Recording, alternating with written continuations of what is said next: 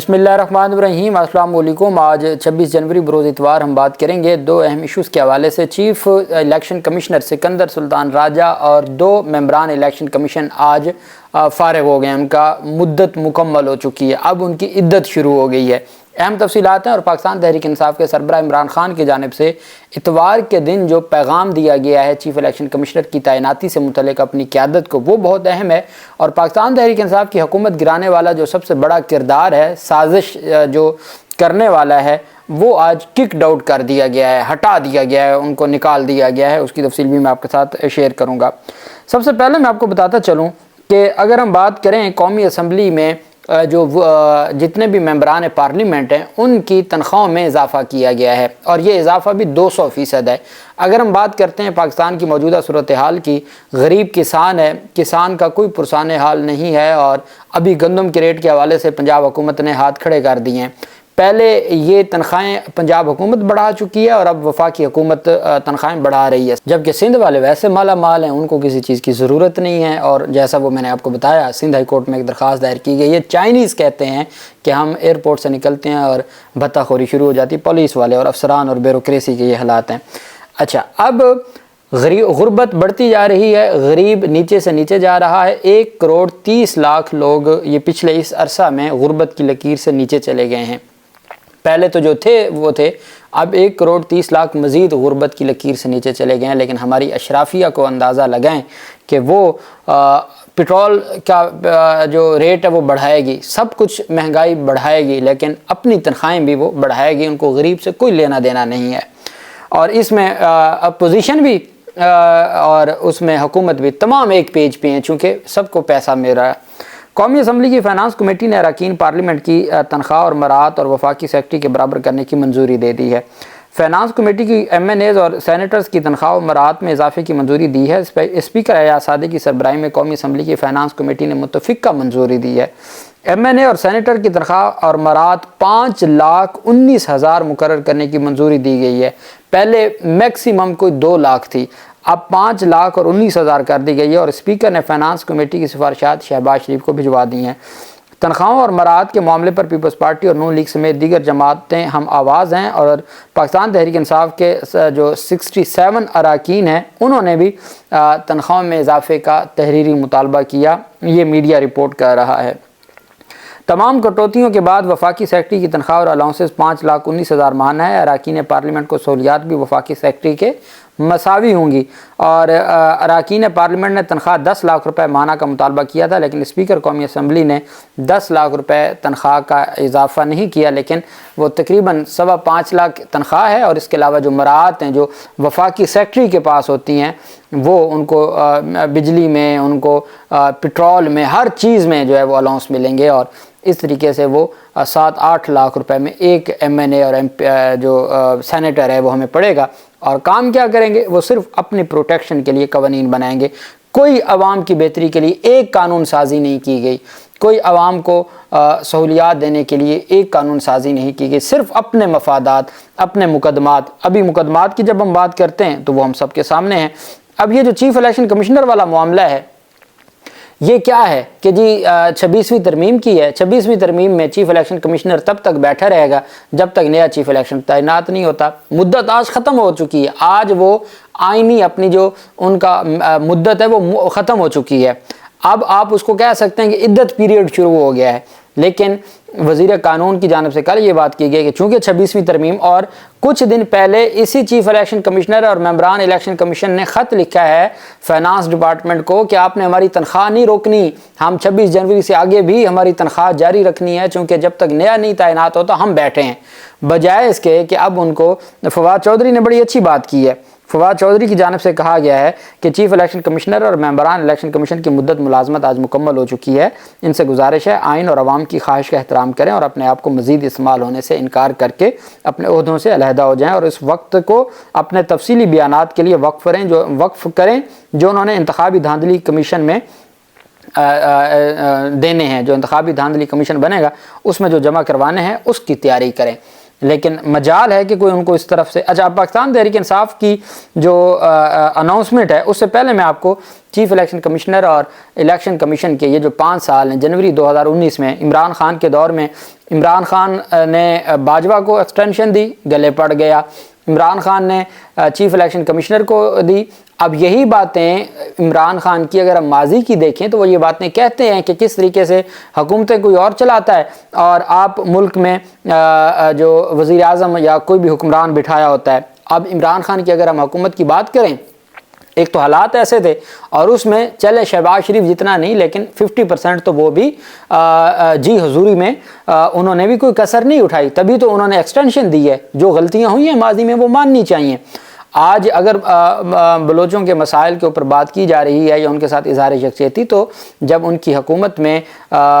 سارا کچھ ہوتا تھا تو ذمہ داری اب چونکہ عمران خان پہ گلہ اس وجہ سے نہیں ہے کہ اس کو پہلا ایکسپیرینس تھا، ان کی جماعت کو حکومت کا پہلا ایکسپیرینس تھا اور وہ بھی ان کو مکمل نہیں کرنے دی گئی چونکہ اس کا 1.5 سال تقریباً تو کووڈ لے گیا۔ اگر ہم ان کا جتنا عرصہ اس میں سے 1.5 سال تو کووڈ لے گیا اور اس کی وجہ سے جو مسائل تھے اور جو ایشوز تھے اس میں کوئی دوسری رائے نہیں ہے، لیکن غلطیاں تو ہیں۔ چیف الیکشن کمشنر کی تعیناتی ان کی غلطی ہے اور بڑے خوش ہو کے اپوائنٹ کیا تھا، اور پھر اس کے بعد جو ایکسٹینشن دی وہ سارے معاملات ہمارے سامنے ہیں۔ پاکستان کے چیف الیکشن کمشنر سکندر سلطان راجہ اور 2 ارکان ممبر سندھ نثار دورانی اور بلوچستان کے ممبر شاہ محمود محمد جتوئی آج اتوار کے دن ان کی مدت ملازمت باضابطہ طور پر ختم ہو گئی ہے۔ تاہم آئین کے آرٹیکل 215(1) میں حالیہ ترمیم کے تحت یہ تینوں اراکین اپنی خدمات جاری رکھیں گے یا یہ ہمارے اوپر مزید بوجھ بنے رہیں گے جب تک کہ ان کے متبادل کی تقرری نہ ہو جائے۔ 27 جنوری 2019 کو ان کی شروع ہوئی اور اب ان کی مدت کا اختتام ہو گیا ہے۔ تاہم آئینی ترمیم کے تحت ان کی مدت ختم ہونے کے باوجود وہ اپنے عہدوں پہ قابض رہیں گے۔ الیکشن کمیشن کی موجودہ قیادت کو اگر ہم بات کریں انتخابی مسائل اور تنازعات تو وہ شدید عوامی تنقید کا سامنا رہا ہے، خاص طور پر پاکستان تحریک انصاف کے حوالے سے جو کمیشن کی کارروائیاں تھیں اس کے اوپر پوری دنیا نے سوالات اٹھائے۔ الیکشن کمیشن پنجاب اور اسلام آباد میں بلدیاتی انتخابات کروانے میں ناکام رہا اپنے 5 سالہ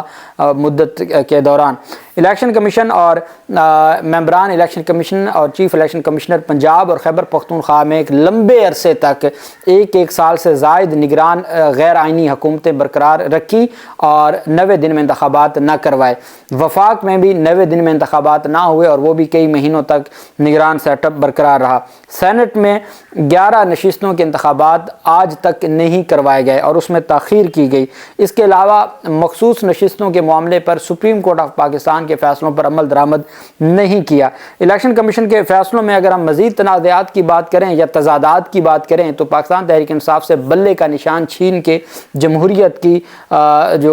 کو تباہ کر دیا پاکستان میں، اور پھر انٹرا پارٹی انتخابات بار بار پاکستان تحریک انصاف کے، پھر عمران خان کو ڈسکوالیفیکیشن توشہ خانہ میں ڈسکوالیفائی کرنا، جبکہ باقی لوگوں کے خلاف کسی کے خلاف توشہ خانہ کی بنیاد پہ کارروائی نہ کی گئی۔ 8 فروری کی جو دھاندلی ہے پچھلی لوگ مثالیں دینے لگ گئے کہ جو یحییٰ خان کے دور میں جو کچھ ہوا تھا مجیب الرحمان کے ساتھ، وہی دھاندلی کا جو ہے وہ تاریخ رقم کی گئی ہے اور دنیا نے دیکھا ہے کہ 8 فروری کو جو فارم 45 اور 47 کا دھندا ہوا۔ پھر عمران خان نے پوری کوشش کی ای وی ایم کے حوالے سے، الیکٹرانک ووٹنگ مشین کے حوالے سے، اس کو انہوں نے ناکام بنایا۔ اوورسیز پاکستانیوں کو انہوں نے حق ووٹ نہیں دیا، سیاسی رہنماؤں کے خلاف توہین الیکشن کمیشن بنائے اور توہین چیف الیکشن کمشنر، کسی نے کوئی بات کی اس کے اوپر توہین الیکشن کمیشن اور چیف الیکشن کمشنر لگائی گئی۔ جیل میں جا کے انہوں نے عدالتیں لگائیں عمران خان کے خلاف اور پاکستان تحریک انصاف کے خلاف، اور الیکشن کمیشن کو دھاندلی کی وجہ سے نہ صرف ملکی بلکہ بین الاقوامی سطح پر بھی شدید تنقید کا نشانہ بنے۔ اب جسٹس اکرام اللہ خان اور جو خیبر پختونخوا کے ممبر ہیں اور بابر حسن بھروانہ جو ایک بڑے انقلابی ہیں اور انہوں نے ہر لمحہ جو الیکشن کمیشن کے باقی 4 لوگوں سے اختلاف کیا بھروانہ صاحب نے، تو یہ 31 مئی 2027 تک اپنی مدت مکمل کریں گے۔ پاکستان تحریک انصاف کی جانب سے عمران خان نے اپنی جو قیادت ہے ان کو پیغام دیا ہے کہ جی ہر صورت جو پارٹی کو ہدایات دی ہیں کہ عمران خان نے اڈیالہ جیل سے پارٹی کو چیف الیکشن کمشنر کے معاملے پر فوری طور پر متحرک ہونے کی ہدایات جاری کی ہیں، جو کہ پاکستان تحریک انصاف پہلے پارلیمانی کمیٹی بنانے کے لیے لکھ چکی ہے، اس کو بھی سینٹ میں بھی اور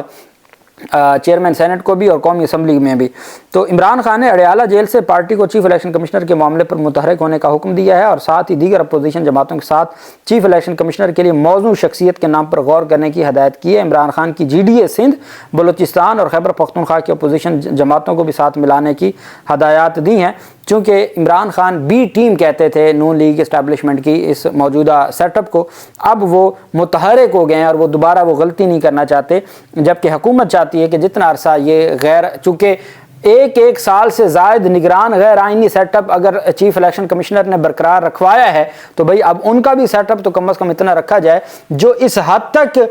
कॉन्शियस हैं कि जिन्होंने 26 जनवरी को उनकी मुद्दत मुकम्मल होनी है तो वो ख़त लिखते हैं जी कि हमारी तनख्वाह न रोकिएगा, इतना कुछ बना लिया, इतना कुछ बना लिया। और फिर भी एक तनख्वाह का कितना है, हम मेंबरान कौमी असम्बली बेचारे या सेनेटर्स की क्या बात करें। ये तो हमारे मुल्क का निज़ाम है और इनकी तनख्वाहें तो चीफ जस्टिस ऑफ पाकिस्तान से भी ज़्यादा हैं। अच्छा जी,